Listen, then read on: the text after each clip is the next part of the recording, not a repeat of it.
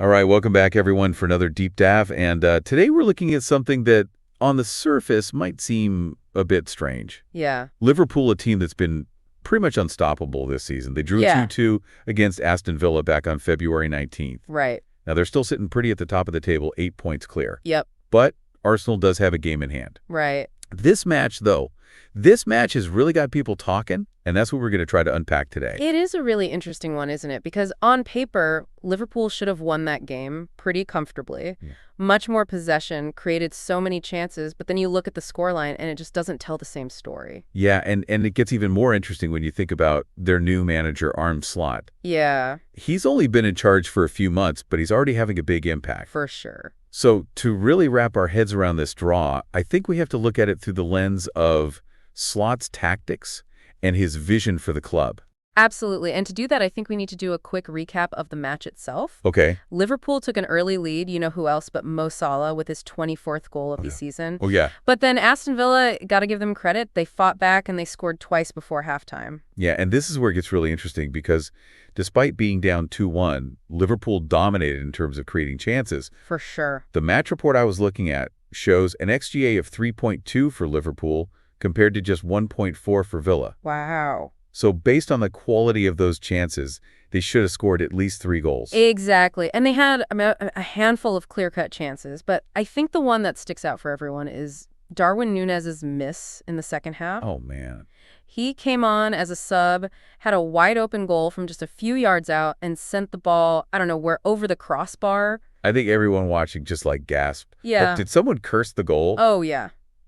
It was unbelievable. It was a tough moment for Nunez, for sure, especially coming on as a sub. You know, you have that extra pressure to make an impact right away and to miss a chance like that. Well, Robbie Fowler called it criminal, which I think kind of sums up Wow, criminal. the feeling. That's harsh. It's harsh, but I think, when you're in a tight title race, every missed chance, it just feels that much bigger. Yeah. Do you think that miss had a psychological impact on the team, or was it just, one of those things that just happens sometimes in football? It's hard to say for sure, but it definitely shifted the momentum. Right. You could see the frustration on the Liverpool players' faces. Yeah. It's a good reminder that even at that level, football comes down to the tiniest of margins, split-second decisions that can completely change a game. Well, and speaking of those decisions that can change a game, there was a lot of controversy around Aston Villa's second goal. Yeah, that potential handball by John McGinn. Yeah. In the build-up, it was a close call, and the replays weren't super clear, but there's definitely an argument that it should have been disallowed.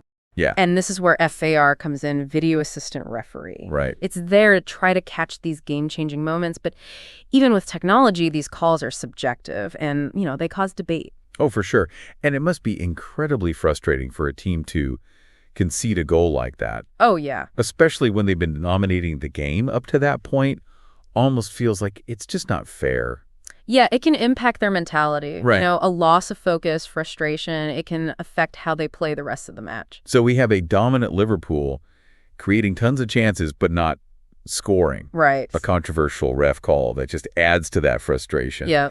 And you can just feel that tension building. Yeah. This really does feel like a draw that should have been a win. It does. And I think to really dig into how this all played out, we need to hear what the manager had to say about it. You mean Arne? Yes, Arne. Let's dive into that post-back interview because I think it tells us a lot about him as a coach and what he wants for Liverpool. Okay.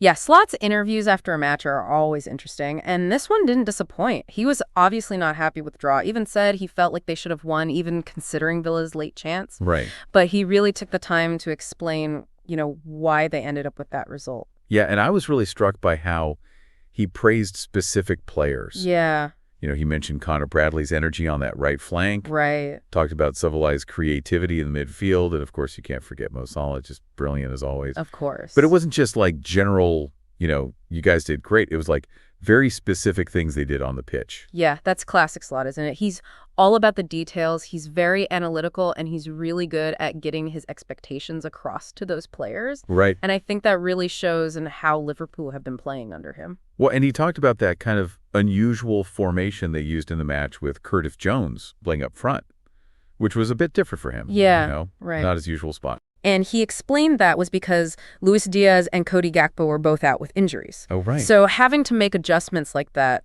on the fly, that's tough for any manager. Yeah. But it shows you just how flexible Slot is tactically. Yeah. He's not afraid to try things, experiment, think outside the box to find a solution that works with the players he's got. Yeah, it wasn't just some random experiment, though. He really Yeah. explained why he chose that formation. Right. Talking about how Jones's movement and his work rate would open up space for Salah and Szoboszlai. Exactly. So it was a risk for sure. Yeah. But, it seemed to pay off in a lot of ways. It did. I mean, even with that kind of makeshift lineup, they're still created so many chances. Makes you wonder what they could do with a fully healthy squad. I know, right? Well, let's go back to that question about a dip in form. Okay. The interviewer brought it up, and I was curious to hear how Slot would respond. Yeah. Because this was their second draw in a row. Right. So, Well, he completely rejected that idea. He said, no, we're not having a dip. yeah. He pointed to their recent games, all the chances they've created, even suggested that they've been a bit unlucky in some of those matches. Okay. And yeah, he admitted they need to do a better job finishing, but overall, he was adamant that the team is playing well.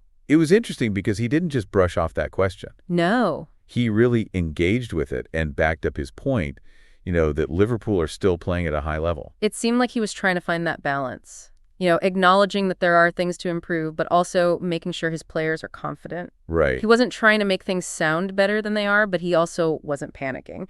And I think that kind of level-headed approach is what you want from your manager, especially with all the pressure of a title race. Yeah, it's a long season. It is. Every team goes through ups and downs. You got that right. The key is to, make those downs as small as possible and just stay consistent. And that's where Slot's focus on style of play really comes in. Okay. He's not just obsessed with getting results. He wants to build a team that plays exciting attacking football, a team that controls the ball, creates chances, and I think that approach, if they can master it, that's what leads to winning trophies year after year. Yeah, it's like he's building a dynasty, not just a team that's good for one season. Exactly. And even though this draw, might feel like a setback, it could actually be a really valuable lesson for Liverpool, for Slot, and for those players as they work towards that bigger goal. All right, so now let's shift gears a bit. Okay. And talk about what this draw means for the rest of the season. Right. Especially when it comes to that title race. Let's do it. So we've really broken down this draw, looked at it from all sides. Now the question is, what does it mean for Liverpool's title hopes? Right. They're still in a great spot, top of the table.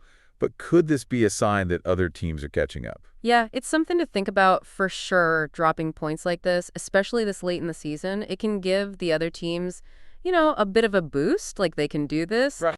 Arsenal especially, they'll be watching every move, waiting for another slip-up. And we know how quickly things change in football, right? A couple of bad results, few injuries. Oh, yeah. Suddenly that lead is gone. But we also can't forget what we've been talking about.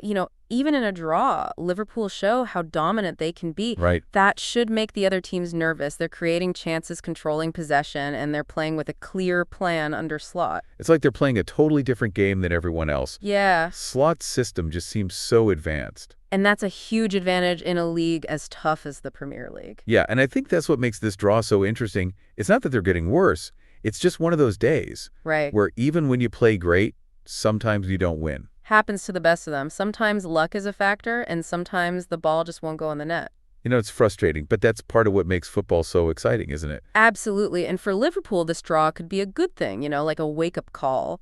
It reminds them to stay focused, that they can't relax if they want to win the title. It's a real test for them, right? Can they come back from this show, everyone they have what it takes to be champions? Exactly. And I think Slot, with his calm personality and his analytical mind, he's the perfect guy to lead them through this. He won't let them dwell on this draw. He'll turn it into a learning experience, figure out what they can do better and make sure they're ready for whatever comes next. So as we wrap up this deep dive, I'm feeling pretty good about Liverpool's chances. They've got the talent, the manager, a winning style, but it's definitely not over yet. It's going to be a close one, and that's what keeps us coming back, right? All the twists and turns. It's amazing how one draw can lead to so much discussion and analysis and just pure excitement for what's going to happen next. It is. Thanks for joining us for another deep dive. We'll be back soon with another look at the world of football. Until then, keep talking, keep thinking about the game. Please hit the subscribe button and drop a comment